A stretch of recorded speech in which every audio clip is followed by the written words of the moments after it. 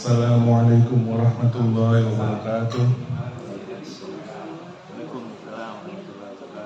Alhamdulillah, marilah kita bersyukur pada Allah Subhanahu wa taala karena masih diberikan kesempatan untuk kembali berkumpul dalam kesempatan kali ini untuk mendengarkan materi kajian dari Ustadz Ahmad Susilo.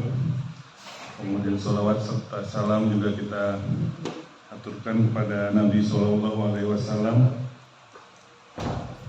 Pada kesempatan kali ini insya Allah Ustadz akan menyampaikan materi mengenai atau yang bertema ingkar terhadap kebangkitan. Kepada Ustadz Ahmad Susilo kami persilakan. Baik, jazakallah khairan. Bismillah. Assalamualaikum warahmatullahi wabarakatuh. Waalaikumsalam warahmatullahi wabarakatuh. Alhamdulillahi rabbil alamin. Hamdan katsiran thayyiban mubarakan fi kama yuhibbu rabbuna wa yarda. Asyhadu an la ilaha illallah wahdahu la syarika lah wa anna Muhammadan abduhu wa rasuluhu la nabiyya ba'dah. Allahumma salli wa sallim wa barik ala Muhammadin wa ala alihi wa ashabihi ajma'in wa man tabi'ahum bi ihsan ila yaumiddin, amma ba'd. Ya ayyuhalladzina amanu taqullaha haqqa tuqatih wa la tamutunna illa wa antum muslimun. Ya ayyuhalladzina amanu taqullaha wa qulu qawlan sadida yuslih lakum a'malakum wa yaghfir lakum dhunubakum wa man yuti'illaha wa rasulahu faqad faza fawzan 'azima. Ma'asyiral muslimin wal muslimat rahimani wa rahimakumullah. Bapak Ibu, para jamaah keluarga besar dari kajian keluarga besar Imran yang semoga dirahmati Allah.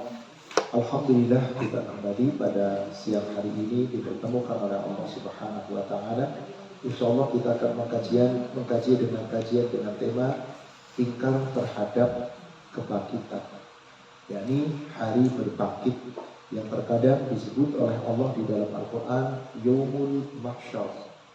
Ada pula disebut Yaumul Ba'ats, juga disebut Yaumul Tublas Sarair, juga disebut Yaumul Hisab, dan beberapa nama hari berbangkit. Kira-kira siapakah yang ingkar terhadap hari berbangkit itu? Menurut Bapak dan Ibu, yang ingkar ini kira-kira orang kafir, non-muslim, atau orang Islam juga ada yang ingkar? Orang Islam ingkar ada? Contohnya seperti apa? Murtad, kalau murtad kafir. Munafik. Orang munafik ingkar terhadap hari kebangkitan. Oh begitu. Jadi yang ingkar itu bukan hanya orang non-muslim ya Bu ya? Iya. Ibu, apa kata bahasa daripada bahasa Arabnya ingkar? Apa? Ingkar bahasa Arabnya apa?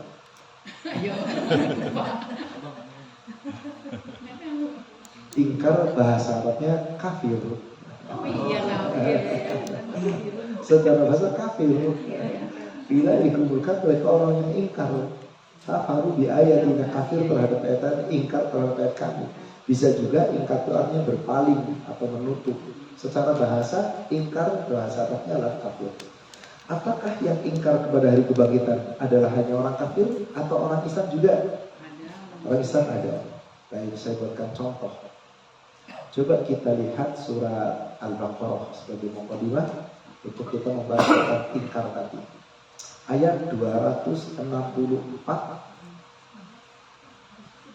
Al-Baqarah 264.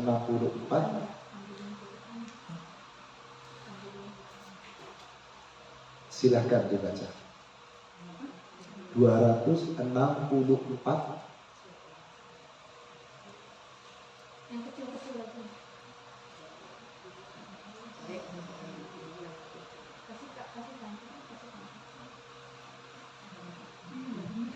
Wahai orang-orang yang beriman, jangan membatalkan pahala sedekahmu dengan menyebut-nyebut dan menyakiti perasaan penerima, seperti orang yang menginfakkan hartanya imannya kepada manusia, sedangkan dia tidak beriman kepada Allah dan hari akhir. Perumpamaannya orang itu seperti batu licin yang di atasnya ada debu. Lalu batu itu diguyur hujan lebat sehingga tinggallah batu itu licin kembali. Mereka tidak menguasai sesuatu pun dari apa yang mereka usahakan. Allah tidak memberi petunjuk kepada kaum kafir. Coba, yang sedang Allah bicarakan dipanggil oleh Allah, diperingatkan oleh Allah siapa? Ayyuhan nas atau ayyuhal ladzina amanu? Berarti panggilan khusus atau umum? Khusus orang beriman. Ya ayyuhalladzina amanu, hai orang-orang yang beriman, la tubtilu shadaqatikum bil manni wal adha. Jangan kamu merusak pahala sedekah kamu dengan menyebut-nyebut dan menyakiti orang lain. Kalladzi yunfiqu malahu ria'an nas. Sama saja seperti orang yang menginfakkan hartanya tapi riya, ingin dapat pujian manusia. La yu'minuna billahi wal yawmil akhir. Seakan-akan mereka sama saja orang tidak beriman kepada Allah dan beriman kepada hari. Jadi ada nggak orang beriman tapi ingkar pada hari akhir? Ini orang yang riya. Ini Islam Bapak Ibu. Ria seakan-akan enggak. Kenapa? Baik, saya contohkan sederhana begini. Ibu masih punya suami ibu baik, suami ibu sayang sama ibu. Suatu ketika suami ibu menitipkan uang 100 juta. Suami ibu pergi ke luar negeri selama 1 bulan. Lalu pesan, tolong 100 juta itu jangan diapa-apain, simpan. Kebutuhan kita nanti banyak setelah saya pulang. Untuk kebutuhanmu selama 1 bulan, nih saya berikan, nih kelebihannya, nih tambahannya. Jadi katakanlah 1 bulan ibu sudah dapat 25 juta dari suami ibu. Yang 100 juta disuruh diapain? Ibu sayang sama suami, kira-kira 100 juta apa diapain? Oh gitu. Bisa dakain, 25 juta. Bisa dakain. Tuh. Meskipun sedekah, suami nggak pesen, nggak jangan diapa-apain, kan tadi disimpan kan. Istri yang setia, kira-kira nurut nggak sama suami? Yang nggak setia, mungkin dihabisin, mungkin dibeli baju, mungkin dibelanjain. Saat suaminya nggak ada, aman apa enggak? Pas 1 hari menjelang datang gimana? Berarti si istri yang menyelewengkan amanah suami gak percaya dengan suami, gak percaya kalau suami nanti balik lagi. Kenapa? Buktinya apa? Tuh disuruh amanah khianat. Tapi kalau isi yang yakin suaminya sebulan lagi datang, pasti dimintai tanggung jawab, pasti amanah itu dipegang baik-baik. 100 juta utuh ini. Bahkan yang 25 juta masih ada sisa 10 juta nih. Terus buat kamu diambil. Inilah orang beriman yang percaya hari berbangkit. Dia tidak akan mungkin di dunia beribadah semaunya, seenaknya, apalagi meninggalkan perintah Allah, khianat kepada amanah Allah. Gak mungkin. Maka orang munafik kenapa dikatakan khianat? Dia beramal bukan karena Allah, tapi karena ingin dapat. Jadi yang akan kita bahas tentang orang yang ingkar kepada kebangkitan itu bukan cuma orang non muslim. Kalau non muslim itu udah pasti. Yang akan kita bahas justru orang beriman tapi tidak percaya dengan hari berbangkit. Sekarang kita akan buktikan. Tadi dikatakan bahwasanya orang yang berinfak karena ria itu kan sama saja tidak beriman kepada Allah dan hari akhir. Kamathaluhu famathaluhu kamathali sofwat. Maka orang ria itu diibaratkan apa? Seperti batu licin, orangnya batu licin. Alaihi turab, di atasnya ditumpuk tanah, dilumuri tanah, ditutupi tanah. Tanahnya itu amal ibadah. Fa'asobahu wabil, ditimpakan di atasnya hujan lebat. Hujan lebat itu sifat ria. Coba Bu, ini batu licin. Saya tempel di tanah segede ini. Batunya udah gak kelihatan, tanahnya sebesar ini. Kira-kira pada saat ditimpa hujan lebat, apa yang terjadi? Yang tinggal apanya? Seakan-akan amalnya tidak ada. Itulah orang ria, karena tidak ikhlas karena Allah, seakan-akan apa? Gak ada Allah, gak ada hari berbangkit. Padahal setiap amal kita dipertanggungjawabkan nanti di hari berbangkit. Maka hari berbangkit kita harus yakini ada. Makanya setiap kita membaca surat Al-Fatihah, kita baca apa? Sebelum itu Maliki Yaumiddin, penguasa hari pembalasan, hari berbangkit, hari perhitungan. Bahwasanya kita nanti akan dibangkitkan, dan itu pasti. Hari berbangkit itu dikumpulkan nanti di mana? Di padang mahsyar. Maka disebut Yaumul Mahsyar atau Yaumul Ba'as, hari dibangkitkan. Mari kita akan lihat tentang hari berbangkit dalam Al-Quran. Kalau ada orang gak beriman dengan hari berbangkit, berarti tidak percaya hari berbangkit, berarti orang itu imannya tidak sempurna. Kita lihat sebuah ayat yang cukup panjang, surat 22 ayat 5. Surat 22 ayat 5.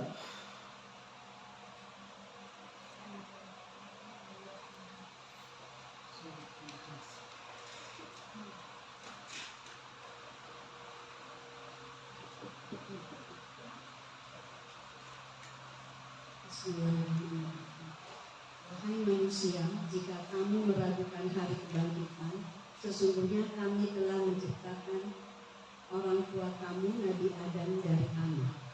Kemudian kamu sebagai keturunannya kami ciptakan dari setetes mani, lalu segumpal darah, lalu segumpal darah.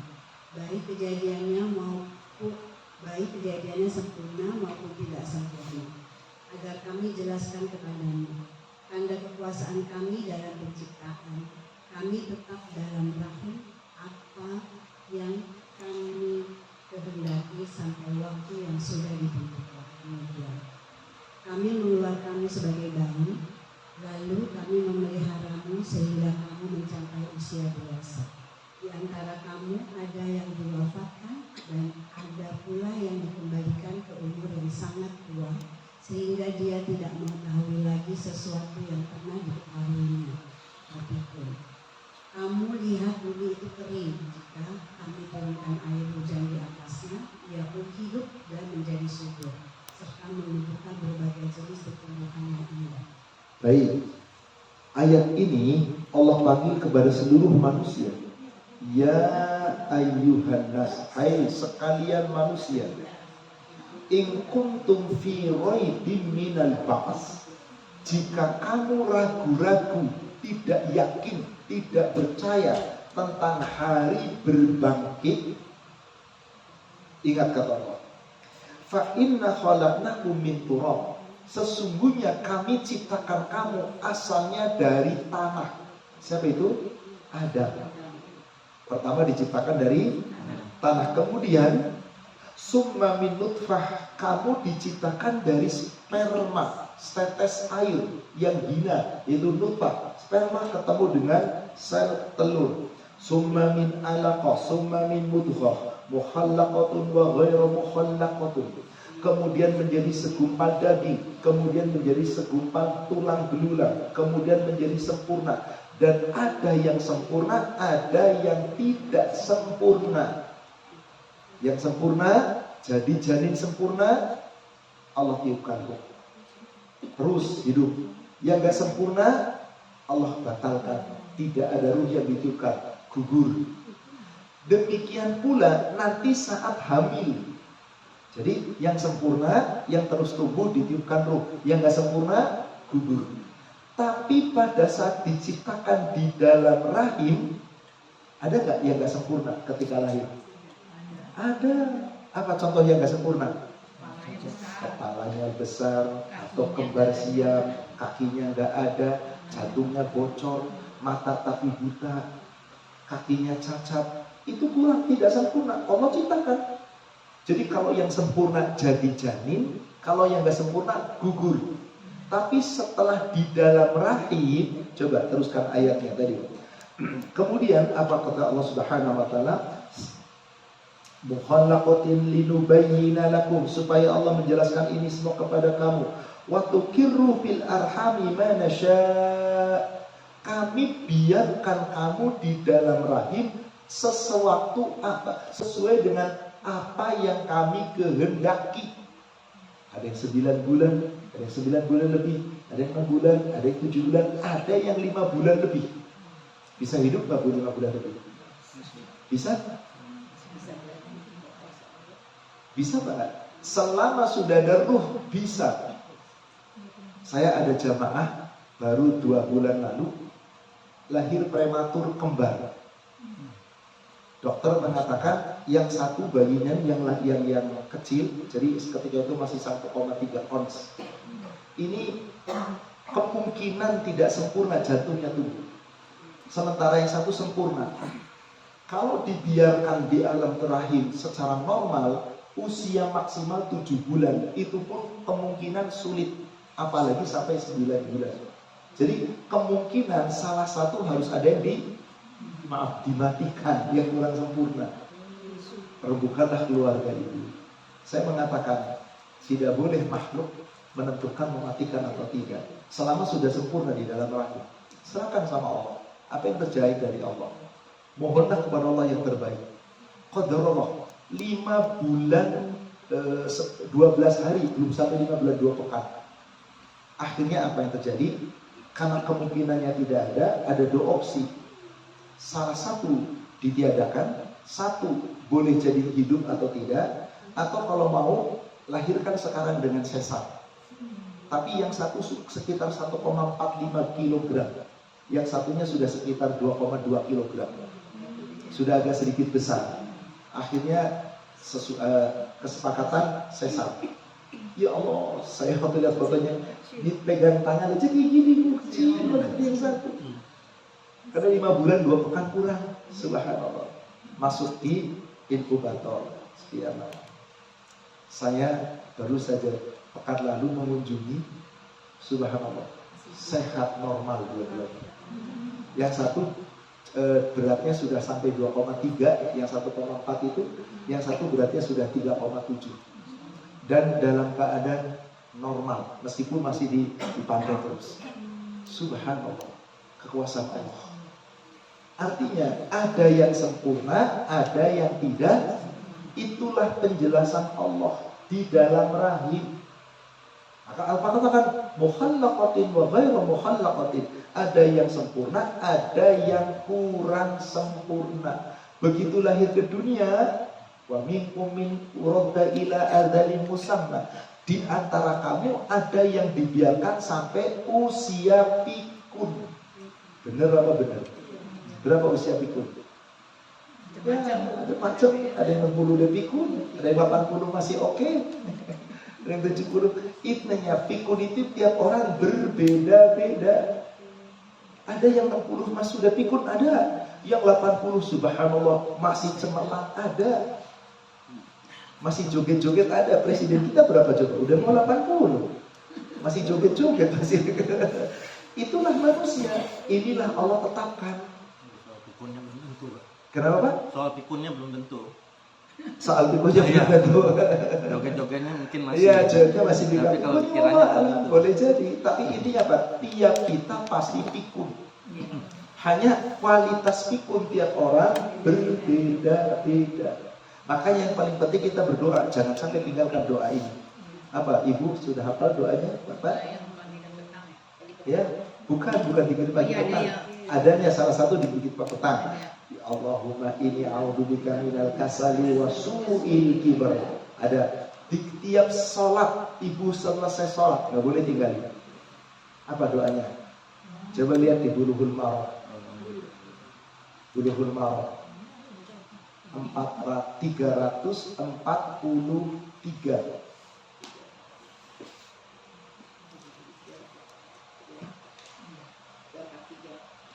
Apa doanya?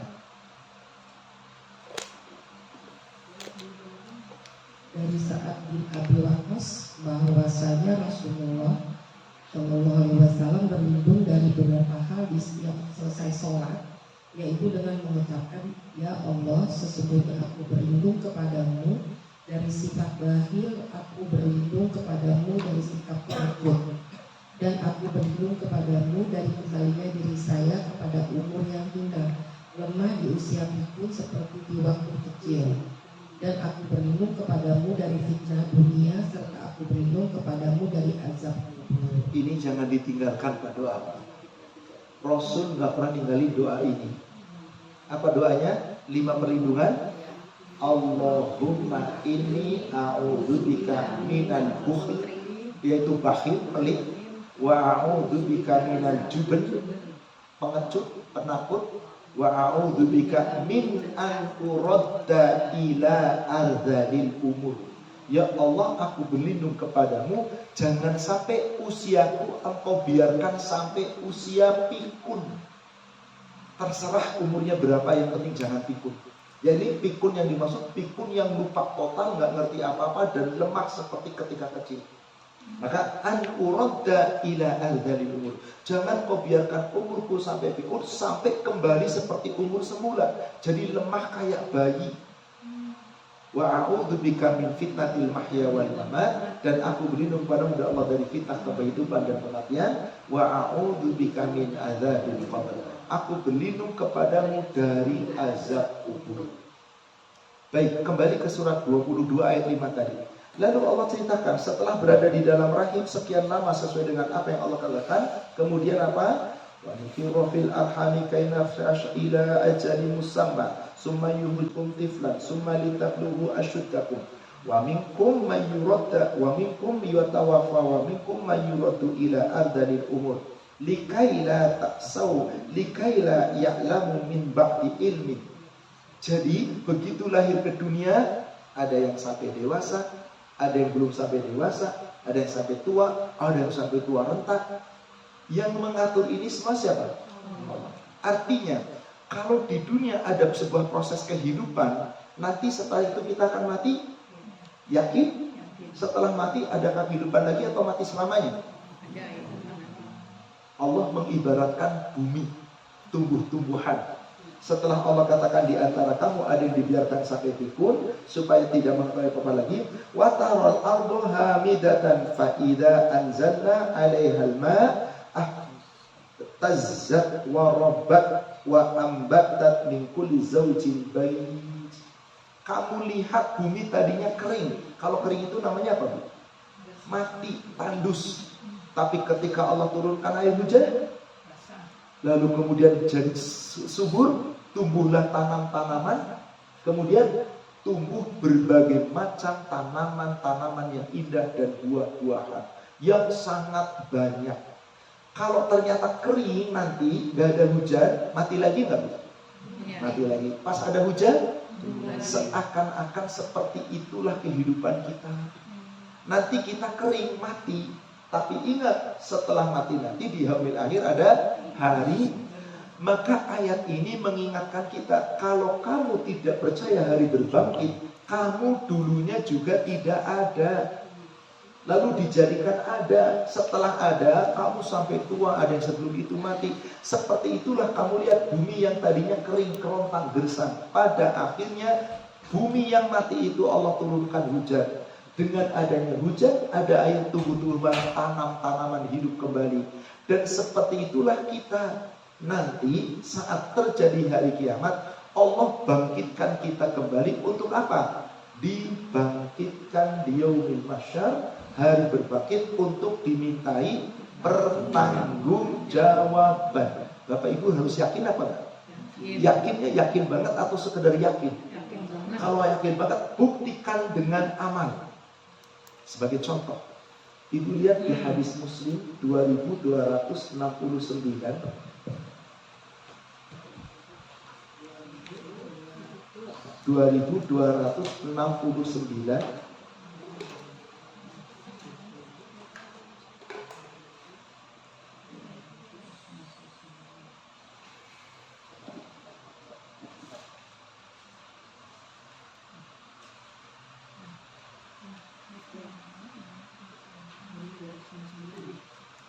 Bismillah. Dari Anas bin Malik radhiyallahu anha, katanya ketika aku dan Rasulullah SAW pada suatu ketika keluar dari masjid, tiba-tiba kami ditemui oleh seorang laki-laki di pintu masjid. Lalu dia bertanya, "Ya Rasulullah, bilakah terjadi hari kiamat?" Jawab Rasulullah SAW, "Apakah yang telah engkau persiapkan untuk itu?" Lalu laki-laki itu kelihatan seperti menunduk. Kemudian dia berkata, "Tidak banyak yang telah kusiapkan, baik itu berupa sholat atau sunat, puasa dan sedekah atau zakat. Tetapi aku sungguh mencintai Allah dan Rasul-Nya." Maka bersabda Nabi SAW, "Engkau akan senantiasa bersama-sama kecintaanmu itu kelak." Ibu, Bapak, yang paling penting bagi kita, perlukah kita tahu tentang hari kiamat atau persiapan untuk hari kiamat? Persiapan untuk hari kiamat. Jadi ada laki-laki menemui Rasul nanyain kapan hari kiamat.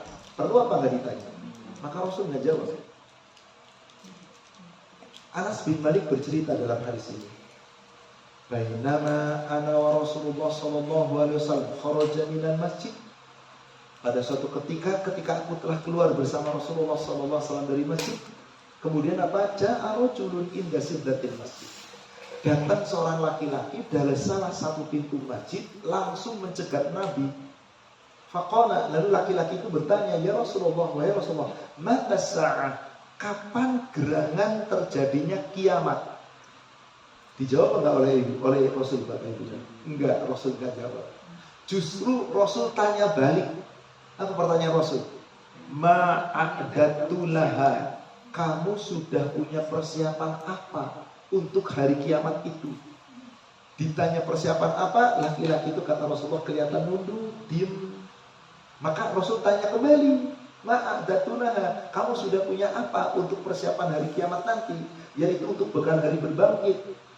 Maka laki-laki itu mengatakan, makabir ya Rasulullah, apa yang aku persiapkan belum banyak ya Rasulullah. Salati, wasiyami, wasodakoti, baik sholat sunnahku, puasa sunnahku, sodakoh sunnahku belum banyak. Jadi laki-laki itu baru jalankan yang wajib, mantep, tapi yang sunnahnya masih sedikit. Kayaknya kita banget gitu loh. Yang wajibnya mantep, yang sunnahnya kayaknya subhanallah masih sangat sedikit. Tapi laki-laki itu menjawab apa? Walakinni ya Rasulullah, tapi aku ya Rasulullah, demi Allah, ana uhibbullah wa Rasul, aku benar-benar mencintai Allah dan Rasul. Maka Rasul cuma ngomong apa? Anta ma'aman ahbabta. Kalau engkau benar-benar mencintai Allah dan Rasul, engkau bersama yang kau cintai. Ibu, bapak mencintai Allah dan Rasul kan? Cinta. Benar, cintanya sekedar di sini atau dibuktikan? Yuk kita buktikan. Kalau kita betul-betul mencintai Allah dan Rasul, pasti perbuatan kita benar. Karena kita berbuat untuk bekal hari berbangkit. Nanti kamu bersama yang kamu cintai. Berarti di sini tugas kita sekarang, jangan kita mikirin kapan hari kiamat, bagaimana hari berbangkit. Imani, tapi dengan bukti bahwa sekarang saya membekali diri untuk hari esok. Surat 59 ayat 18. Surat 59 ayat 18.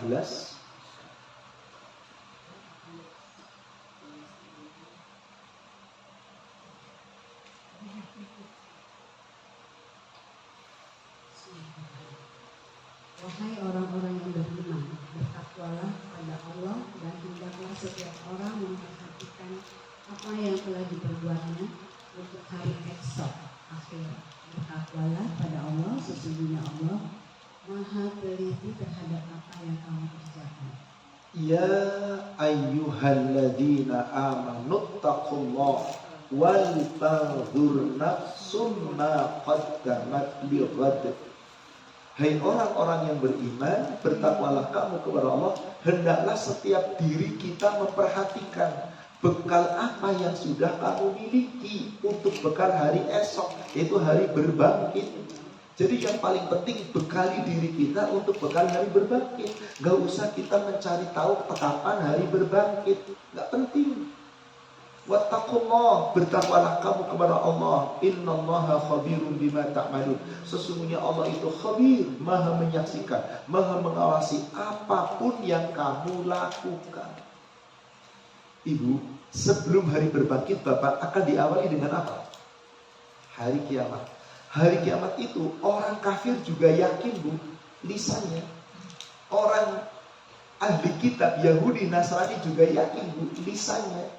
Tapi tidak keyakinan sepenuh hati. Contoh, kita lihat surat At-Takwir. Surat 81. Dari ayat 1 sampai ayat 5.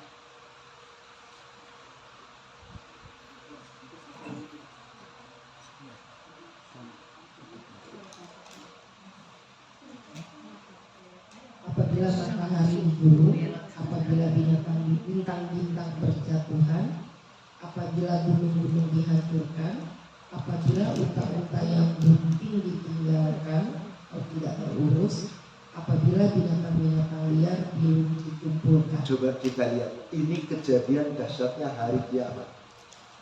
Idza syamsu kuwirat, apabila matahari telah digulung.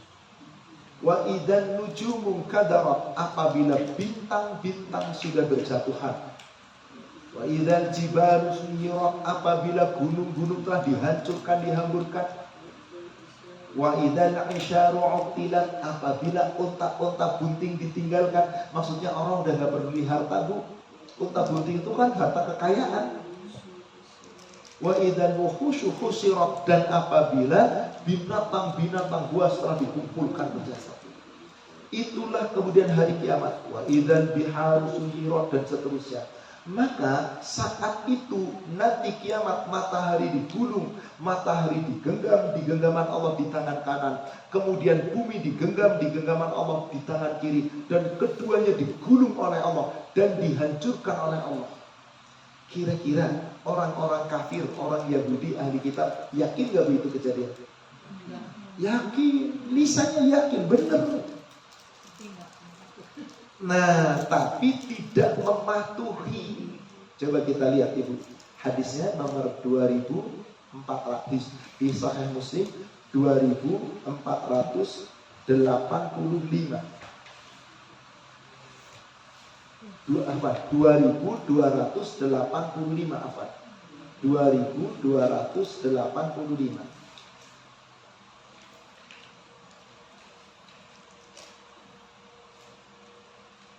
Dari Aisyah Ummul Mukminin radhiyallahu anha, katanya, pada suatu ketika Rasulullah SAW diminta orang datang mentakziahi jenazah. 2285. Iya, 2285. Itu betul?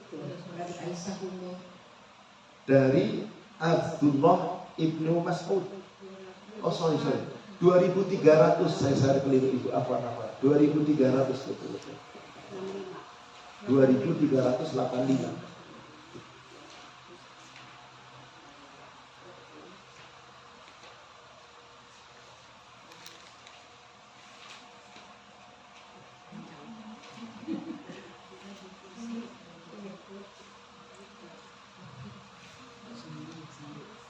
Silakan.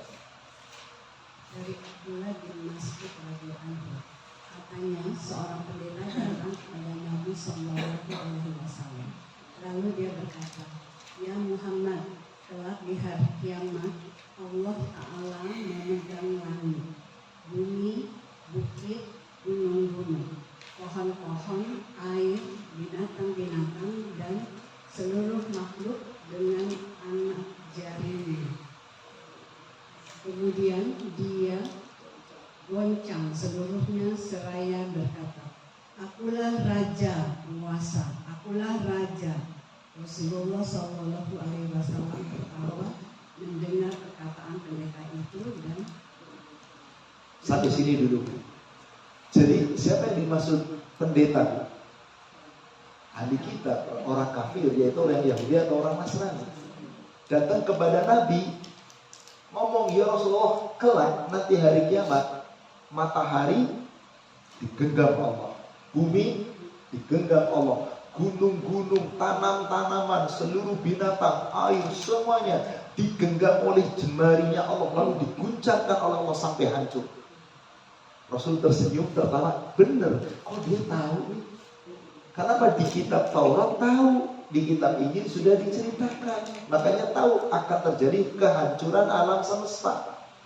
Maka Rasul tersenyum, lalu dibacakanlah surat 39. Teruskan Ibu hadisnya. Kemudian beliau membaca ayat, dan mereka tidak mengagungkan Allah dengan pengagungan yang semestinya, padahal bumi seluruhnya dalam genggamannya pada hari kiamat, dan langit di gulungnya dengan tangan kanannya. Maha suci Allah dan maha tinggi Dia dari apa yang mereka persekutukan. Jadi orang Yahudi yakin tuh hari kiamat ada? Kejadiannya bahkan hafal, ada ayatnya pula di sana. Tapi apakah mereka meyakininya dengan lisan atau sepenuh hati? Lisan. Sama orang beriman, Bu. Yakin sepenuh hatinya tidak, tapi lisannya ngomong. Buktinya apa? Tidak mempersiapkan diri. Contoh tentang sholat aja. Ada sebuah riset, Pak. Namanya orang yang sedang dipermasalahkan oleh pemerintah, Saiful Mujani, yang kadang-kadang begitu kritis. Dia mengadakan riset, Saiful Mujani Research and Development. Jadi beberapa laki-laki di kota-kota besar di riset, yaitu diadakan kalau pertanyaan terus dimintai jawaban itu apa namanya? Ya, kuesioner. Dari kuesioner itu seluruh yang ditanya laki-laki dari kalangan umat Islam. Ditanya dalam kuesioner itu, apakah Anda melaksanakan sholat 5 waktu?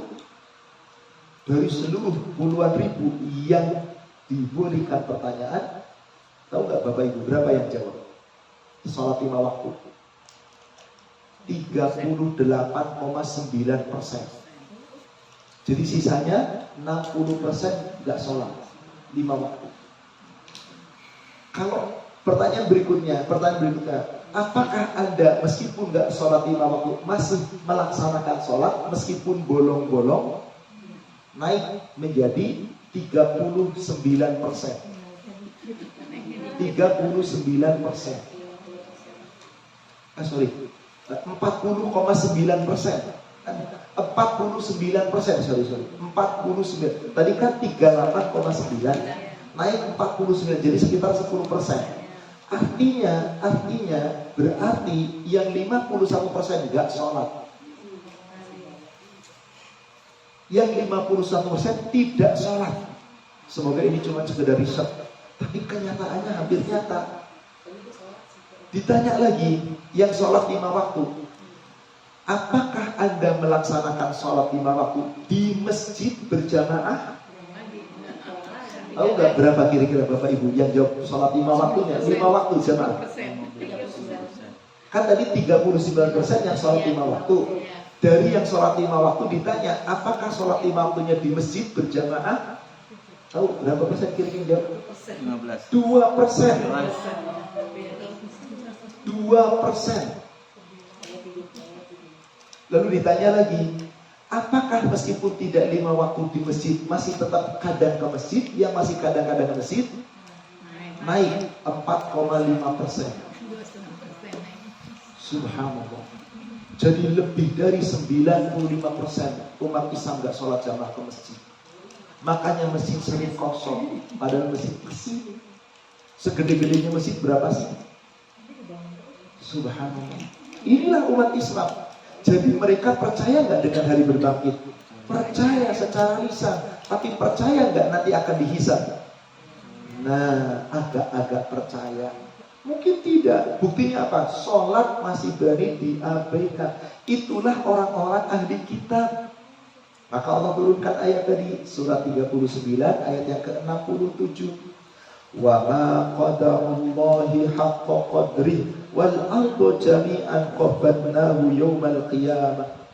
Mereka orang-orang ahli kitab, orang Yahudi, orang Nasrani percaya dengan hari kiamat, tetapi tidak percaya dengan sepenuh hatinya. Padahal nanti pada hari kiamat bumi digenggam oleh Allah Subhanahu wa taala, langit digulung oleh Allah Subhanahu wa taala, dan matwiyatun biyaminihi, diguncang dengan tangan kanannya. Diguncungkan, dihancurkan oleh Allah dengan tangan kanannya. Subhanahu wa ta'ala amma yusyrikun. Maha suci Allah yang maha tinggi dari apa yang mereka sekutukan. Jadi apa ciri orang tidak percaya dengan hari berbangkit, Ibu? Dia tidak mempersiapkan diri untuk bekal hari berbangkit. Padahal setelah hari berbangkit ada apa? Yaumul hisab. Ada apa lagi? Yaumul mizan. Ada apa lagi? Yaumul mizan, hari timbangan. Ada apa lagi? Sirat. Yaumul sirat, hari di saat melewati sirat. Nah, inilah keputusan akhir. Surgakah? Nerakakah? Padahal saat kita dibangkitkan keadaannya begitu sulit. Ibu lihat Sahih Muslim 2439. 2439.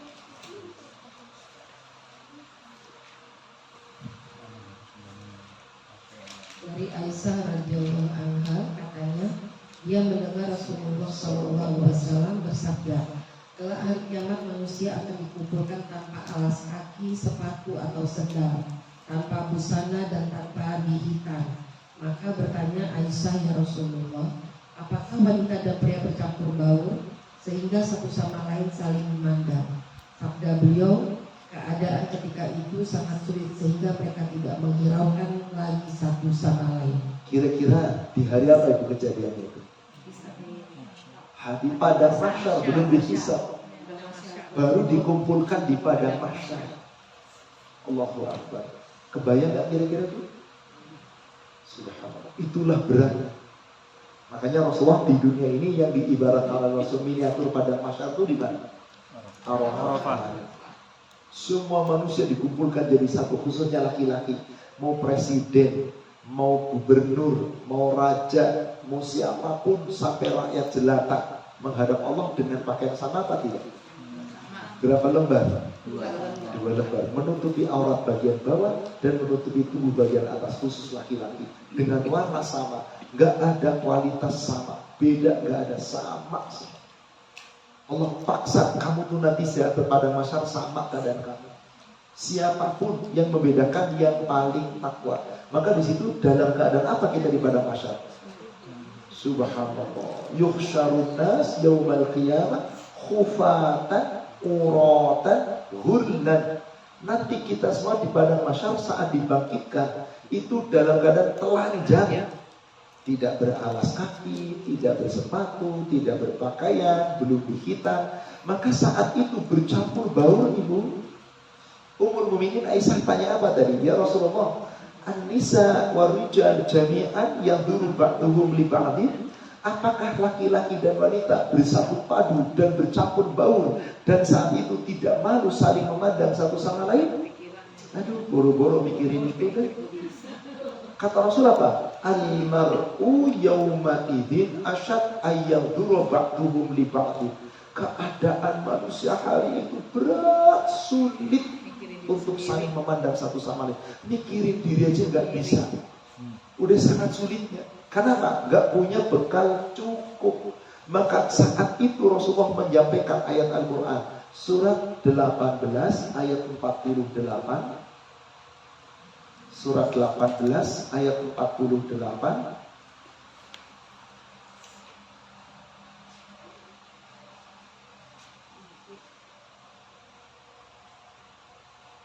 Mereka akan dibawa ke hadapan Tuhanmu dengan berbaris.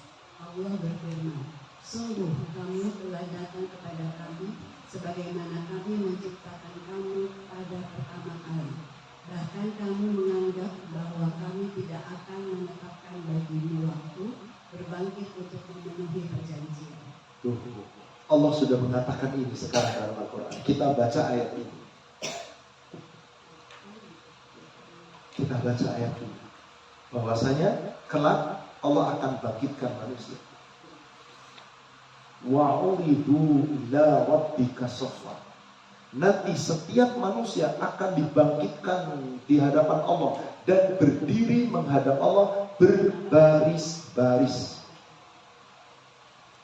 Maka Allah berfirman, laqad ji'tumuna kama khalaqnakum awwala marrah. Hai manusia, sungguh saat kamu nanti dibangkitkan di padang mahsyar menghadap Allah, kamu akan menghadap kami, menemui kami dalam keadaan seperti pertama kali diciptakan.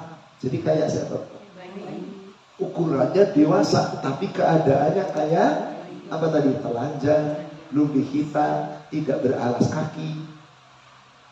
Bal za'amtum allan naj'ala lakum mau'ida. Bahkan kamu hai manusia, kamu mengira seakan-akan Allah tidak akan memenuhi janji untuk hari berbangkit ini.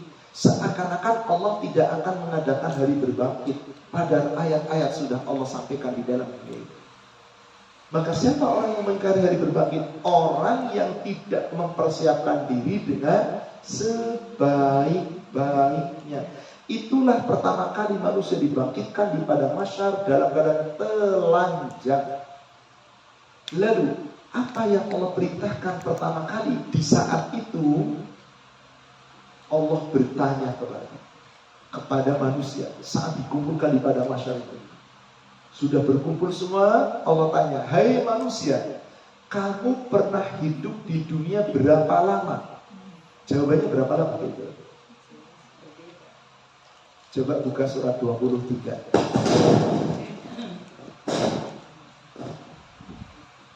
Surat 23 ayatnya ayat 112 sampai 114.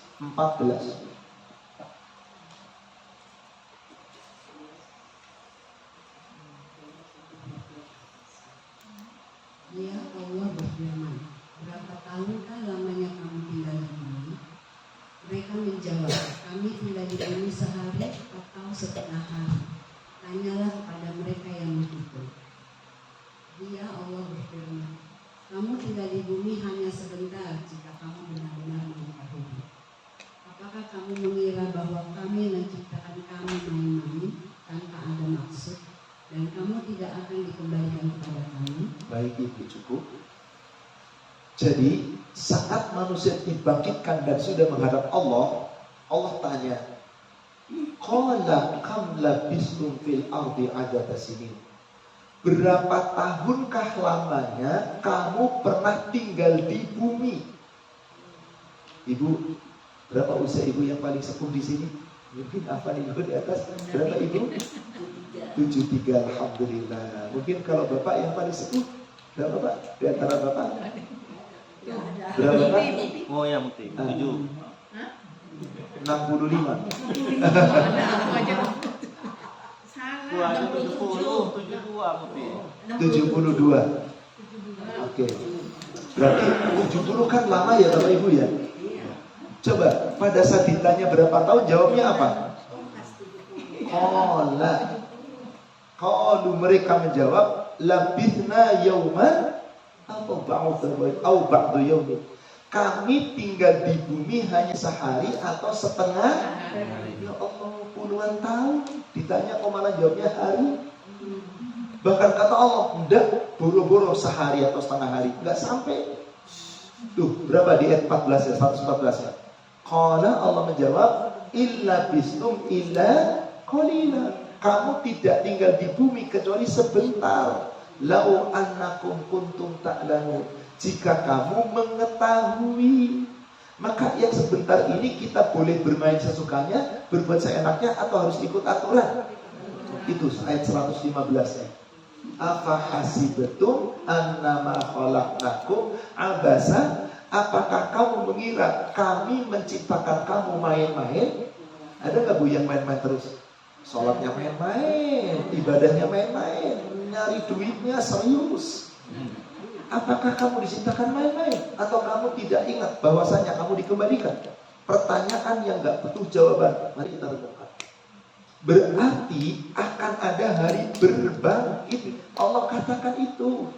Dan di saat hari berbangkit itulah kita baru sadar bahwa hidup di dunia cuma sesaat.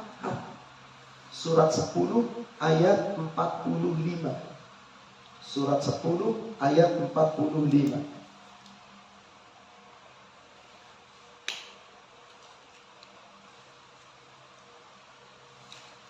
Ingatlah pada hari ketika Allah mengumpulkan mereka. Mereka merasa seakan-akan tidak pernah berdiam di dunia kecuali sesaat saja pada siang hari. Seperti ketika mereka sejenak saling mengenal di antara mereka setelah dibangkitkan dari alam kubur. Sungguh rugi orang-orang yang mendustakan pertemuan dengan Allah, dan mereka bukanlah orang-orang yang mendapat petunjuk. Na'udzubillah. Semoga kita orang-orang yang mendapat petunjuk. Amin. Wa yawma yahsyuruhum. Ingatlah pada hari ketika mereka semua dibangkitkan di padang mahsyar. Ka'allam yalbathu illa sa'atan minan nahar. Manusia di padang mahsyar itulah menyangka seakan-akan tidak pernah tinggal di bumi kecuali sesaat dari waktu siang. Bukan sehari, bukan setengah hari, sesaat di waktu siang. Ya ta'arafuna bainahum, seperti ketika mereka saling berkenalan di siang hari. Sesaat. Ibu kenalan berapa lama? Ya, ada yang cuma 1 jam, 10 menit, setengah jam, 5 menit. Itulah kita di dunia. Maka kalau ini kita lakukan di dunia seenaknya, gak membekali diri untuk hari berbangkit, rugi atau rugi banget? Rugi banget. Qad, sungguh kata Allah, khasiran ladzina kadzabu bi liqa'illah. Rugilah orang-orang yang mendustakan perjumpaan dengan Allah. Wa makanu muhtadin. Mereka orang-orang yang tidak dapat petunjuk. Karena mereka tidak mencari petunjuk dan mereka tidak meyakini hari berbangkit dengan sebenar-benarnya, cuman di lisan. Maka begitu sudah dikumpulkan di hari berbangkit, apa yang akan terjadi? Nanti akan dihisab. Orang-orang yang gak punya bekal amal baik, kira-kira pengen kemana, Bu? Pengen, maksudnya supaya gak dihisab, pengen kemana? Lari sekenceng-kencengnya keluar daripada masyarakat. Nah, lalu apa yang pertama kali Allah perintahkan kepada manusia saat dikumpulkan di padang mahsyar? Surat 68, surat Al-Qalam, ayatnya ayat 42 dan 43. Surat 68 Al-Qalam ayat 42 dan 43. Ingatlah pada hari ketika betis disingkapkan, yakni huru hara di hari kiamat, dan mereka diseru untuk bersujud, namun mereka tidak mampu. Pandangan mereka tertunduk dan diliputi kehinaan. Sungguh dahulu di dunia mereka telah diseru untuk bersujud pada waktu mereka sehat, tetapi mereka enggan. Apa perintah Allah pertama kali, Bu? Saat manusia sudah dibangkitkan di padang mahsyar? Disuruh sujud. Apa sih maksud sujud itu, Bu? Ketundukan, ketaatan. Ada nggak orang yang nanti nggak bisa sujud di sana? Ternyata ada. Mau sujud tapi tidak mampu. Kenapa? Di dunia mampu sujud tapi tidak mau sujud. Jadi di dunia mampu sujud, tidak mau. Akhirnya di akhirat mau sujud tapi tidak mampu. Kalau yang di dunianya mau sujud pasti mampu. Ini gambarannya. Yauma yukshafu an syaqin fayud'auna ila sujud wa hum la yastati'un. Ingatlah hari saat betis disingkapkan, yaitu saking takutnya manusia dari hisab yang akan dihadapinya nanti. Dia ingin lari sekencang-kencangnya, maka diibaratkan betis disingkapkan. Coba Bapak Ibu, ketika orang lari, mana yang lebih cepat? Yang pakai celana panjang atau celana pendek? Maka nggak ada pelari pakai celana panjang, tuh nggak ada. Rata-rata pakai supaya bebas gerakannya. Itulah betis disingkap. Maksudnya ingin lari sekencang-kencangnya dari tanggung jawab di hadapan Allah. Tapi nggak bakal bisa. Maka seluruh manusia yang telah berbaris di padang mahsyar diperintahkan apa? Yud'auna ila sujud. Pertama Allah perintah, sujudlah kalian semua. Wa hum la yastati'un. Tapi ada orang-orang yang mereka tidak mampu sujud. Bagaimana keadaannya?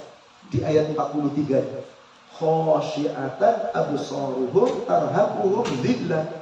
Pandangan mereka tunduk ketakutan, diliputi kehinaan. Kenapa tidak mampu sujud? Wa qad kanu yud'auna ila sujud wa hum salimun. Dahulu di dunia dia mampu sujud, di saat itu sehat, sempurna, kok nggak mau sujud? Jadi kalau kita lagi nggak sehat, nggak mampu sujud, nggak apa-apa nggak sujud, nggak apa-apa, tapi tetap sholat. Sholatnya tetap sujud, cuman sujudnya nggak sujud di bumi, di atas kursi, nggak ada masalah. Tapi karena mereka mampu sujud, nggak mau sujud, akhirnya mereka nanti di akhirat mau sujud tapi tidak mampu sujud. Apa penyebabnya? Tidak sholat. Bukankah yang paling banyak diingkari oleh umat Islam sholat? Coba deh, gara-gara apa ninggalin sholat? Duit, sibuk kerja. Ya, yang main sibuk main, yang main game sibuk main game, yang hobi sibuk hobi, yang sudah pensiun dia sibuk dengan kesibukan pensiunnya, yang masih kerja sibuk dengan kerjaannya, sibuk. Terserah Anda. Maka sungguh berat kita menegakkan sholat, tapi inilah yang pertama-tama Allah akan panggil nanti. Bagaimana kalau kita mampu sujud? Insya Allah berarti selamat. Kalau nggak mau sujud, terserah Anda. Maka orang yang yakin adanya hari berbangkit, orang yang di dunia akan mempersiapkan diri sebaik-baiknya, membekali diri sebaik-baiknya untuk bekal hari esok. Sebab kita hidup di dunia tidak selamanya.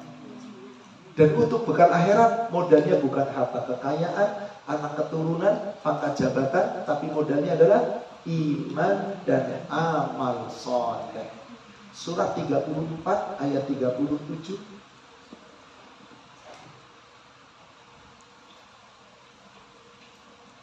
Surat Sabat, surat 34 ayat 37.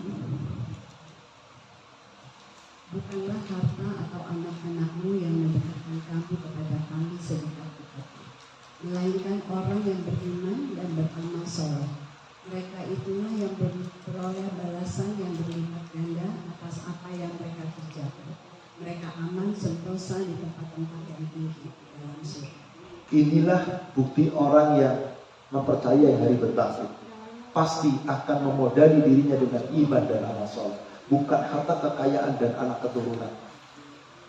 Karena kata Allah, wa ma amwalukum wa la auladukum billati tuqarribukum indana zulfa. Sekali-kali bukan harta kamu, kekayaan kamu, pangkat jabatan kamu, bukan anak keturunan kamu yang hebat, yang sukses, yang keren, yang akan menolongmu, membelamu untuk dekat dengan Allah di padang mahsyar di hari kiamat nanti. Illa kecuali man amana wa amila sholihan. Yang bisa mendekatkan dirimu kepada Allah adalah imanmu dan amal solehmu. Jadi yang paling kita tingkatkan sekarang apa Bapak Ibu?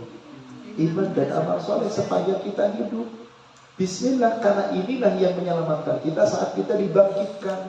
Kalau kita punya bekal ini, apa jaminan Allah di ujung ayatnya? Ulaika lahum jazaa'ud dhi'fi bima 'amilu. Mereka itulah orang-orang yang akan dibalas berlipat ganda karena amal-amal mereka. Dan nanti ditempatkan di mana? Wa hum fil ghurufati aminu. Kelak Allah tempatkan mereka di tempat-tempat tinggi di surga, aman sentosa, aman sejahtera. Berarti yang paling penting, yakini hari berbangkit, tapi dengan betul-betul keyakinan sepenuh hati, dengan bukti iman dan amal soleh. Bukan terus ngumpulin dunia. Karena banyak orang meninggalkan sholat, terutama karena sibuk dengan rizki dunia. Coba ibu buka surat 20, surat Toha 132. Surat Toha, surat 20, 132.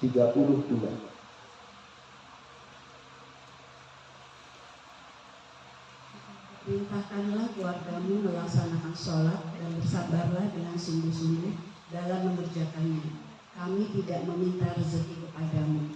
Kamilah yang memberi rezeki kepadamu.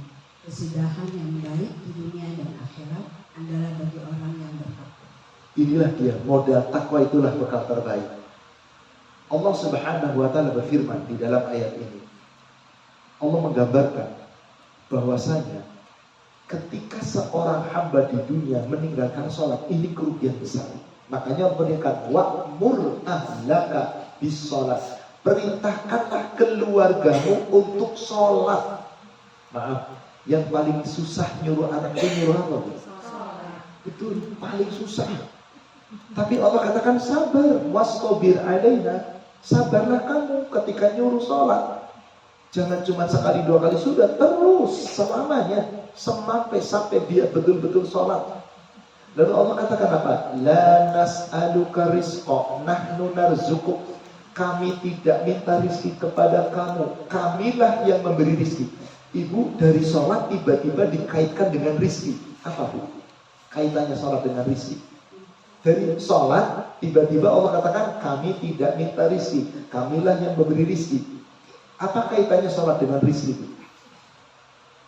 Ternyata betapa banyak orang-orang meninggalkan sholat alasannya karena rizki.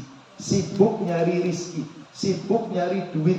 Yang para pedagang sibuk dengan dagangnya, para pebisnis sibuk dengan bisnisnya, para olahragawan sibuk dengan olahraganya, orang-orang yang main game sibuk dengan main gamenya. Intinya dunia yang lebih dinomor-satukan. Maka kata Allah, la nas'aluka rizqa, kami tidak minta rizki kepada kamu. Nahnu narzuquk, yang memberikan rizki kepadamu itu kami. Allah cuma katakan di ujung ayatnya, apa? Wal akibatu lit taqwa. Akibat terbaik adalah untuk orang takwa. Maka bekal terbaik hidup itu apa? Takwa. Inilah bekal supaya kita nanti di hari berbangkit aman.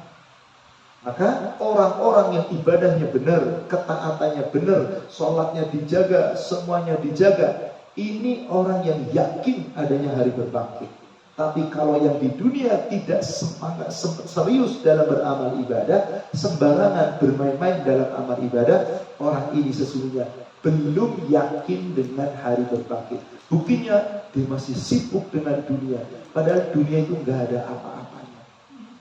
Coba kita lihat Sahih Muslim itu nomor hadis 2489.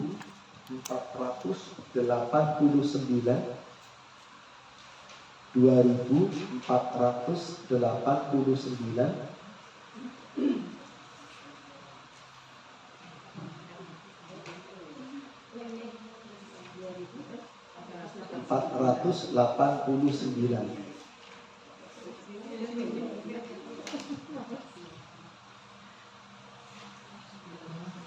Dari Jahir bin Abdullah radhiyallahu anha, katanya pada suatu hari Rasulullah SAW lewat di pasar melalui bahagian atas orang banyak mengikuti beliau di kiri dan kanan. Beliau bertemu dengan bangkai seekor anak kambing yang kecil, kedua telinganya, dan lalu dihampiri dan diambilnya anak kambing pada telinganya. Kata beliau, siapakah di antara kamu yang suka membeli ini dengan suatu dirham? Jawab mereka, kami tidak suka sedikit dua pun. Untuk apa bagi kami? Tanya beliau.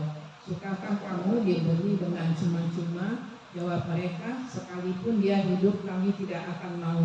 Karena anak kambing itu cacat, kedua telinganya kecil, apalagi dia sudah menjadi bangkai. Sabda Rasulullah SAW, demi Allah sesungguhnya dunia lebih hina di sisi Allah Ta'ala daripada anggapanmu terhadap bangkai itu. Ibu, ini hadis kira-kira gimana bu maknanya bu? Dunia itu Gini kecil. apa? Dunia itu nggak ada apa-apanya. Cuman bagi Allah nggak ada apa-apanya. Bagi kita ibadah apa-apanya. Semuanya. Ya Allah, sungguh ngeri betul. Di zaman sekarang apalagi demi dunia apapun itu. Coba kalau kisah ini saya mau jelaskan kira-kira sederhananya gini. Ini ada anak kambing bapak itu. Kalau anak kambing masih hidup, cacat, ada nggak di antara bapak ibu yang mau beli? Tidak. Kalau gratis, Tidak. oh nggak mau juga. Kenapa? Susah ngerawatnya ya. Jadi nyusahin bukannya bikin keuntungan. Ini bangkai, kakinya cacat, kupingnya cacat, tubuhnya, maka Rasul pegang di telinganya. Kan kambing kan telinganya panjang, diambil telinganya dipegang ya dengan tangan kiri, lalu ditunjukkan. Katakanlah ini sahabatnya. Adakah di antara kamu mau beli hada min dirham dengan 1 dirham? 1 dirham itu kira-kira kalau dihitung sekarang 80.000 lah. Kan lagi perak lagi agak sedikit naik gitu. 1 dirham kira-kira 80.000. Ada nggak yang mau beli kambing 80.000? Kalau masih hidup sih pasti mau, tapi ternyata mati, cacat. Maka sahabat mengatakan, nggak mau. Karena nggak mau, Rasul nawarin apa? Ya sudah, bagi kamu deh hadiah, nih gratis. Ada yang mau nggak? Ya Rasulullah, demi Allah, untuk apa? Ini sudah jadi bangkai, hidup saja kami nggak mau. Mending kami beli dengan uang kami sendiri yang lebih bagus. Apalagi sudah mati, cacat, bangkai, nggak ada gunanya bagi kami. Jadi Rasul itu hendak membuat sesuatu ilustrasi di mana manusia bencinya luar biasa. Ada nggak sih yang suka dengan bangkai?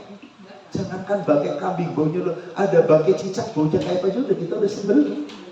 Ini bangkai kambing. Maka Rasul mengatakan apa? Wallahi, demi Allah, lidunya ahwanu minallah min hada.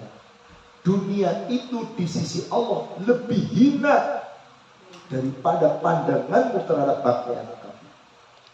Jadi kalau ada orang kok tergopoh-gopoh dengan dunia, rebutan dunia, usia sudah sekian puluh tahun masih dunia yang kepikir, aneh. Kalau yang namanya si Donald Trump, biarin aja udah 80 tahun masih kayak gitu. Oh, orang kafir kok. Bener gak? Itu udah 80 tahun loh Bu. Masih kekuasaan, masih sok, masih ini. Kayaknya negara itu sedunia di tangannya enak bener. Ya silakan loh, orang kafir kok. Kenapa ada orang beriman kok berlaku seperti itu? Meskipun tidak persis seperti itu, tapi mengingkari hari berbangkit. Yaitu dengan apa buktinya? Tidak beramal sungguh-sungguh, beramal tapi ria, ingin dapat pujian manusia, beramal tapi asal-asalan, tidak sungguh-sungguh beribadah, maka yang seperti itu sama saja tidak beriman dengan hari berbangkit. Seakan-akan sedang apa? Mengejar bangkai. Na'udzubillah. Tapi maaf Ibu, kadang bangkai ada gunanya nggak? Ada gunanya nggak? Ada. Bagi kita nggak ada gunanya, bagi orang lain kulitnya bisa bermanfaat, dimakan oleh binatang-binatang yang di tanah, binatang tanah menggemburkan tanah, akhirnya manfaat juga bagi kita. Maka dunia yang diibaratkan bangkai, ada nggak manfaatnya bagi kita? Ada. Untuk kita hidup, bisa ibadah, bisa beramal sedekah, bisa berbuat kebaikan, tapi jangan memikirkan semata-mata hanya dunia. Sebab yang kita miliki pada hakikatnya tidak dibawa mati. Betul apa betul? Saya tutup dengan 2 buah.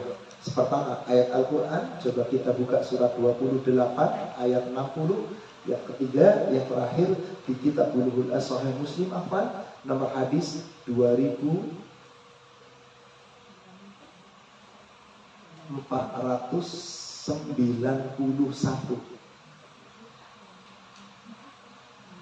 Silakan Al-Qur'annya dibaca dulu, surat 28 ayat 60.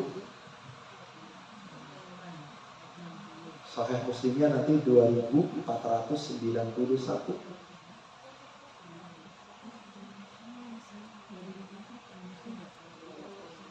Apapun yang dianugerahkan Allah kepadamu itu adalah kesenangan hidup duniawi dan perhiasannya. Sedangkan apa yang di sisi Allah adalah lebih baik dan lebih kekal, apakah kamu tidak mengerti? Coba Ibu perhatikan ini. Apa kata Allah? Wa ma utitum min syai'in, apa saja yang Allah berikan kepadamu di dunia ini, apa Bu yang Allah anugerahkan kepada kita? Harta, kekayaan, pangkat, jabatan, kedudukan, anak, pasangan, keluarga, keturunan, itu semuanya itu untuk akhirat atau untuk dunia? Famata'ul hayati dunia, kenikmatan, kesenangan yang kamu rasakan di dunia. Mana yang lebih baik? Yang kita miliki sekarang di dunia atau bekal akhirat? Wa ma indallah, itulah bekal akhirat yang ada di sisi Allah. Ketaatan kita, ketakwaan kita, amal ibadah kita yang ikhlas, itu yang ada di sisi Allah. Khairun wa abqa, lebih baik dan lebih kekal. Tadi ujung ayatnya apa Bu terjemahannya? Apakah kamu tidak mengerti? Kurang tepat. Karena bunyi ayatnya afala taqilun. Apakah kamu tidak menggunakan akalmu? Jadi kita hidup pakai akal. Makanya orang kalau berbuat salah suka gimana? Pakai ini dong, makanya banyak orang hidup gak pakai akal, pakainya hawa nafsu. Kalau pakai akal kita merenung, dunia cuma sesaat. Allah gak berikan semuanya untuk kita untuk berfoya-foya, tapi Allah berikan kita untuk ketaatan kepada Allah. Makanya Allah ingatkan dengan ayat ini, Rasul ingatkan di hadis. Silakan Ibu baca 2491-nya. Dari Anas bin Malik radhiyallahu anha, katanya Rasulullah SAW bersabda, yang mengantar jenazah 3 macam, yang 2 kembali, 1 tinggal menemaninya. Yang mengantar ialah keluarganya, hartanya dan amalnya. Keluarga dan hartanya kembali pulang, dan yang tinggal menemaninya ialah amalnya. Jadi yang kekal di sisi Allah yang mana? Yang nomor 3 dan nomor 1 dan 2. Ternyata yang paling dicintai oleh kita yang mana? Semoga yang ketiga juga insyaallah. Rasul mengatakan nih Bapak Ibu, yatba'ul mayyitu salatun. Kelak siapapun di antara kita kalau sudah mati, yang mengiringi jenazah kita sampai ke kubur ada 3. Yang pertama apa tadi? Di situ apa namanya? Fayarji usnan wa yaqahid, yang 2 akan kembali, 1 mengikuti. Yatba'uhu, pertama mal dulu, maluhu, hartamu, baru keluargamu, lalu ketiga amalmu. Begitu dikubur, diletakkan jenazah dikubur, ditutup papan, ditutup tanah rapat set. Yang namanya siapa? Keluarga, anak, harta kekayaan yang dicari balik lagi. Bahkan kadang anak-anak rebutan warisan. Benar loh Bu. Bukan diselesaikan dengan secara hukum Islam, rebutan, bapak ibunya lagi sengsara dikubur boleh jadi. Ya Allah, dan itulah yang terjadi. Maka saat itu dia tinggal sendiri. Yang menemani siapa tadi? Amaluhu. Itulah yang harus kita pikirkan. Orang yang beriman dengan hari berbangkit pasti memikirkan amal untuk bekal nanti.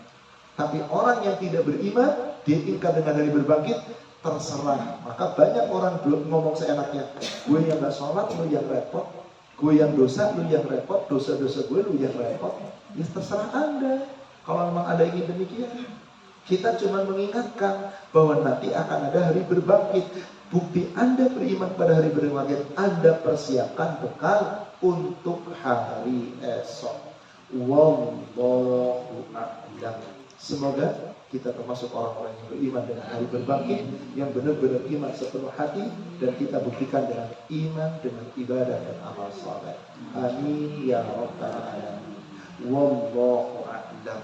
Demikian, silakan kepada para bapak ibu yang mau bertanya, kami beri kesempatan. Ustaz. Silakan Pak. Tadi saya perhatikan bahwa kita ini harus sujud, berarti sholat ya Ustaz ya. Ya. Sujud, ya kan. Nah, cuma berkaitan dengan bahwa sholat itu harus berjamaah di masjid itu wajib, itu bagaimana Ustaz? Kan kita di rumah juga sholat sujud, iya kan? Oke. Sujud memang betul. Sujud bisa di masjid, bisa di sekarang ibadah.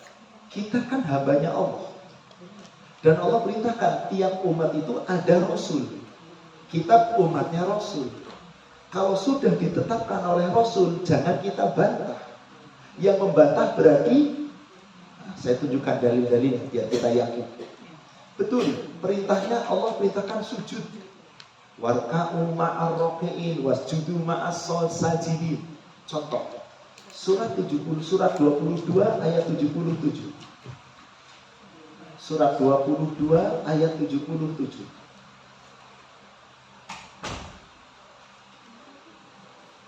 Ya ayyuhalladzina amanur ka'u wasjudu wa'budullah waf'alul khaira la'allakum tuflihun.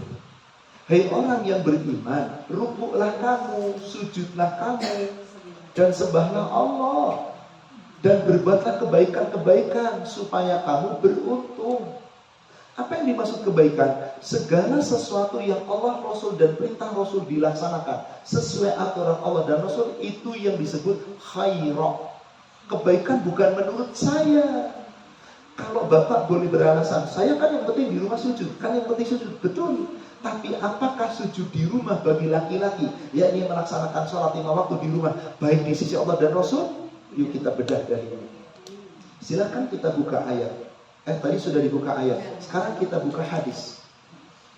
Kita buka hadis tentang sholat berjamaah. Silakan buka di kitab Bulughul Maram. Nomor hadis 429.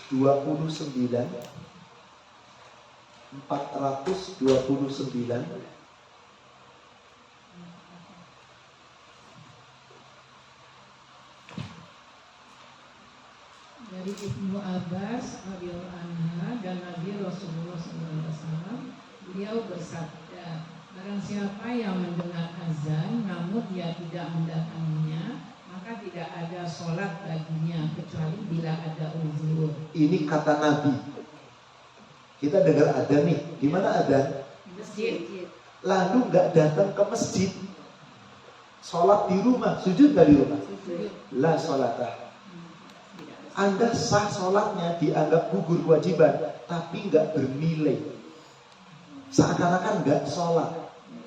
Contoh, kita ujian di mana? Di rumah atau di tempat ujian? Ada orang ngerjain ujian di rumah, nilainya 100. Lulus apa enggak? Kenapa enggak lulus? Kenapa enggak lulus? Kan yang penting sama-sama ngerjain, meskipun enggak nyontek. Kenapa enggak ke tempat ujian? Logika ya. Sekarang mari kita lihat. Kenapa kok orang yang dengar adzan enggak ke masjid dianggap enggak sholat? Ibu, hadis sebelumnya 28-nya.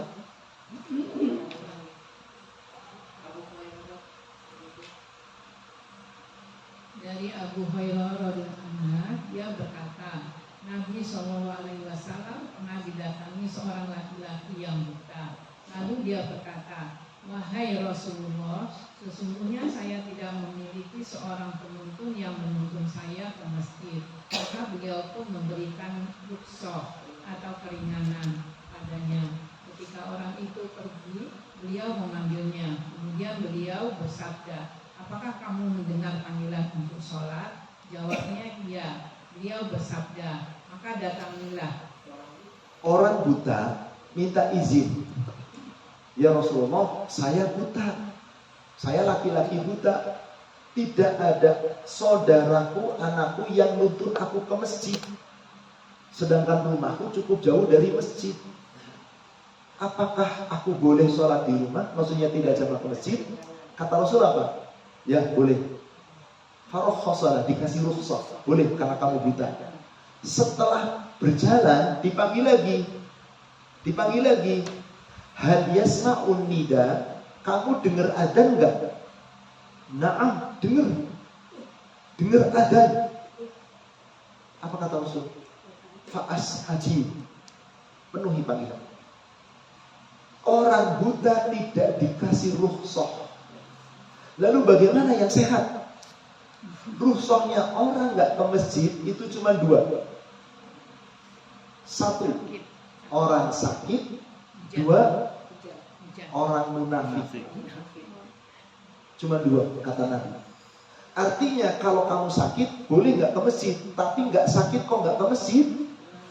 Nah, nomor Sahih Muslim 612. Sahih Muslim 612.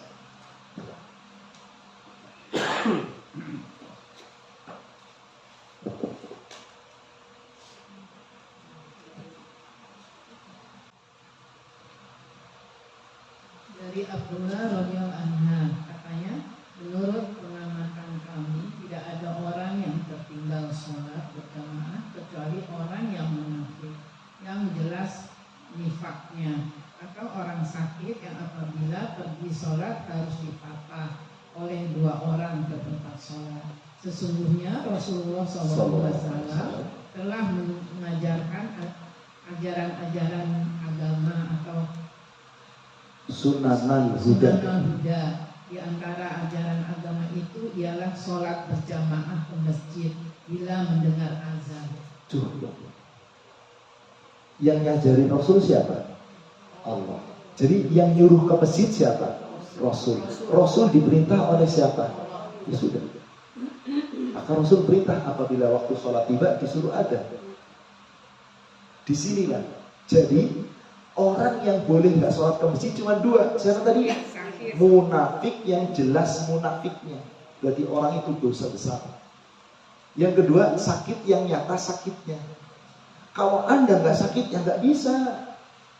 Nah, ada rukhsah berikutnya. Kalau lagi musafir, kalau lagi hujan lebat sehingga terhalang, tidak bisa jamaah ke masjid. Ini rukhsah namanya. Andai kata di rumah tidak dalam safar, tidak sakit, tidak hujan, kok nggak ke masjid? Ya udah pilihannya 2, sakit atau munafik. Kenapa? Yang nyuruh sholat berjamaah itu sunanal huda, sunnah atas petunjuk Allah. Di antara sunanal huda adalah shollu jama'ah fil masjid idza sami'un nida. Sholat berjamaah di masjid kalau kamu dengar adzan. Berarti yang nyuruh jamaah itu siapa? Rasul. Kalau Rasul sudah mensyariatkan, kita umatnya boleh milih apa enggak? Boleh nyari ketetapan lain enggak? Boleh membantah enggak? Kalau bantah, surat 22 ayat 67 sampai 69. Surat 22 ayat 67 sampai 69.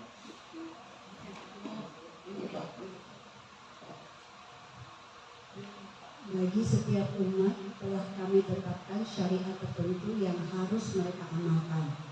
Mereka sekali-kali tidak boleh membantahmu Nabi Muhammad dalam urusan syariat itu, dan serulah mereka kepada Tuhannya.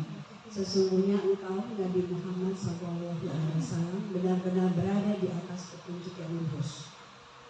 Jika mereka membantahmu, katakanlah, Allah lebih tahu tentang apa yang kamu kerjakan. Allah akan memutuskan di antara kamu pada hari kiamat apa yang selalu kamu perselisih. Jadi di dunia apapun yang kita perbuat pada akhirnya yang nilai siapa? Kapan? Di hari kiamat, hari berbangkit. Kalau kita percaya hari berbangkit, kira-kira ke masjid apa enggak? Yang laki-laki. Ini harusnya. Ayat ini jelas Pak. Walikulli ummatin ja'alna matsaka hum nasiku.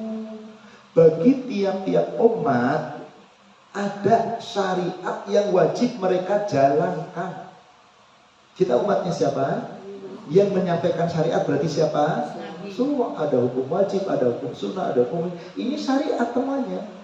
Meskipun seluruh ulama sepakat bahwasanya berjamaah ke masjid itu sunnah muakkad, tapi di antara juga mengatakan wajib tanpa alasan syar'i. Karena diperintahkan dengan dalil-dalil apapun hukumnya. Sebagian ulama mengatakan sunnah muakkad, sebagian mengatakan wajib tanpa uzur. Apapun hukum, tapi yang jelaskan disuruh Allah melalui siapa? Ada syariatnya. Hum nasikum, yang wajib mereka laksanakan. Fala yunazi'unnaka fil amri. Tidak sepatutnya kita umat Nabi Muhammad apa? Yunazi'unnaka, mengingkari, tidak mau melaksanakan, tidak mentaati sunnah itu, tidak boleh. Kenapa? Karena Allah yang telah menentukan. Maka Allah perintahkan kepada Nabi Muhammad SAW. Surah apa? Wad'u ila rabbik. Hei Muhammad, tugasmu panggil umat, ajak manusia supaya mengikuti aturan Allah, jalannya Allah. Innaka la'ala hudan mustaqim. Engkau jalannya benar-benar lurus. Jadi apa yang disampaikan Nabi pasti benar, jaminan Allah. Gimana umatnya sudah datang syariat, kok nggak mau nurut? Apa tuh ayat 68-nya? Fa in haju, jika mereka membantah kamu atas perintah kamu, fakul, katakan ya Muhammad, Allahu a'lamu bima ta'malun. Allah tahu apa yang kamu kerjakan. Yang penting aku sudah menyampaikan. Nah, Rasul sudah wafat, sudah menyampaikan hadisnya. Umatnya nggak mau ke masjid. Rasul salah nggak? Enggak. Nanti yang akan ditanya siapa? Coba ayat 69-nya tadi. Apa? Allahu yakumu bainakum yaumal qiyamah fima kuntum fihi takhtalimun. Allah lah yang akan mempertanggungjawabkan, memberitakan kepada kamu, memintai pertanggungjawaban, menghakimi kamu, memutuskan perkara di antaramu pada hari kiamat tentang yang kamu perselisihkan. Ini ngomong wajib, ini ngomong sunnah, ini sunnah wakat. Dah, pokoknya kamu datang ke masjid enggak? Enggak, ya sudah kamu tanggung jawab di hadapan Allah. Datang, ya sudah tanggung jawab di hadapan Allah. Kenapa? Sesungguhnya Allah sendiri menginginkan umat Islam itu kalau sujud bareng-bareng, bukan sendirian, kecuali wanita. Dalil mengatakan wanita sebaik-baiknya di masjid, di rumah. Sementara laki-laki, coba lihat lagi ayat surat Al-Baqarah ayat 43. Al-Baqarah ayat 43.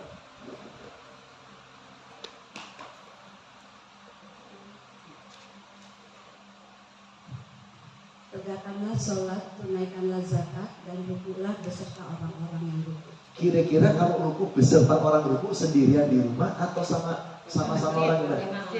Inilah dalil yang dipakai oleh sebagian besar ulama. Wajib, ada perintah.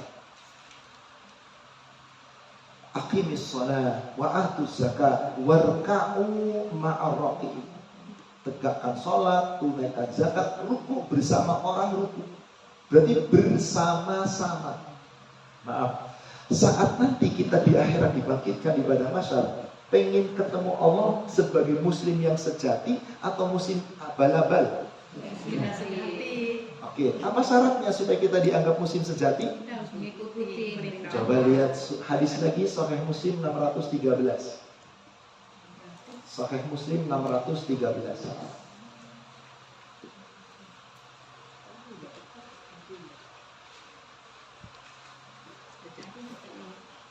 Bismillahirrahmanirrahim.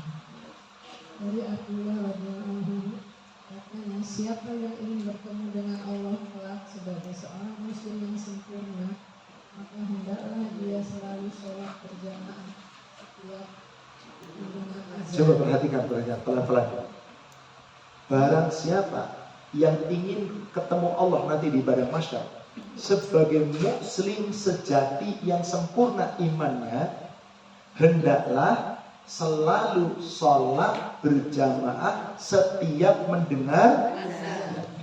Jadi salah satu syarat kita dinilai sebagai orang yang sempurna imannya, kalau laki-laki, kalau dengar azan sholatnya wajib berjamaah. Teruskan ibu. Karena Allah telah mengukuhkan hukum-hukum agama kepada nabinya. Di antaranya ialah sholat berjamaah itu. Jadi sholat berjamaah itu yang nyuruh siapa? Allah. Melalui siapa? Maka dikatakan apa tadi? Sunanal huda. Sunnah atas petunjuk Allah yang Allah perintahkan langsung jamaah. Teruskan ibu. Andai kata Anda sholat sendirian di rumah Anda, tidak datang ke masjid seperti hanya orang yang tidak datang, ini berarti Anda meninggalkan sunnah Nabi. Sunnah Nabi. Jadi orang nggak sholat jamaah sendiri sholat loh, sah sholatnya Pak, gugur kewajiban, tapi berarti ninggalin sunnah. Betul, karena Nabi sudah perintahkan. Oke. Terus kalau ninggalin sunnah Nabi, apabila Anda meninggalkan sunnah Nabi, berarti Anda sesat. ini Pak, ini yang paling penting nih Pak, ngeri demi Allah. Subhanallah. Wa in taraktum sunanan nabiyikum la dolaltum. Kalau kamu berani meninggalkan sunnah Nabi kamu, kamu sesat. Maaf, yang ngomong ini siapa? Ibu loh yang baca tadi. Cuma nunjukin. Tapi ibu sedang membaca atas perintah siapa tadi? Rasul. Ini hadis sahih riwayat Imam Muslim. Kamu sesat, ya Allah. Ngeri banget dikatakan sesat. Itulah umat Islam kebanyakan yang nggak mau datang ke masjid, nggak belajar ilmu agama. Pasti jawabnya Pak, yang penting gue sholat. Akhirnya gitu Pak. Ini hadis. Makanya baik Pak, cukup Ibu. Yang lainnya itu boleh kalau mau dibacakan tentang orang sakit, coba lihat kata Rasulullah. Meskipun demikian, siapa berwudu dengan sebaik-baiknya, kemudian dia pergi ke salah satu masjid, maka dituliskan Allah baginya untuk setiap langkah yang dilangkahkannya ke masjid itu pahala satu kebajikan yang diangkat derajatnya. Subhanallah. Saking utamanya sholat ke masjid Pak. Satu langkah menggugurkan dosa-dosa, satu langkah menaikkan derajat. Naik mobil Ustaz. Sama aja Bu langkahnya. Yang penting langkah ke sana. Dipaksain harus jalan kaki 20 menit sampai sana udah komat, Mas Bu gak dapet apa-apa, ngos-ngosan ya nggak bisa. Jadi langkah itu bukan berarti harus jalan kaki ya Bu. Jangan diterjemahkan letterlock seperti itu. Nanti banyak orang akhirnya jalan kaki nggak pada ke masjid. Silakan naik mobil, silakan naik motor. Nanti kalau gitu putaran roda terserah Allah. Yang penting kita melangkahkan kaki kita. Tetap di masjid bukan kita melangkahkan kaki juga. Nggak mungkin mobil tiba-tiba ikut masuk, paling ke pelatarannya aja. Intinya kita ke masjid dicatat mendapatkan ampunan dan derajat yang tinggi. Lalu pada suatu ketika Ibu, Rasul sudah menyampaikan hadis ini. Ada aja laki-laki kok nggak ke masjid. Kok nggak ke masjid? Ibu 609 ya Bu. Sahih Muslim 609.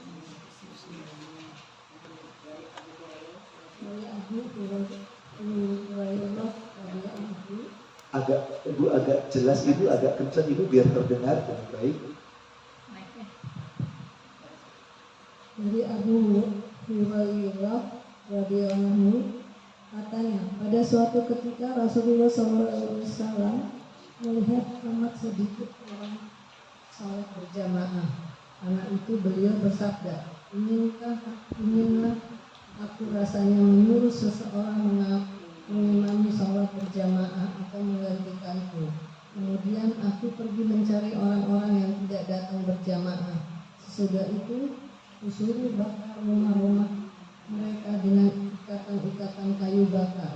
Kalaulah mereka tahu betapa besarnya pahala yang akan mereka peroleh, niscaya mereka akan mendatanginya. Subhanallah.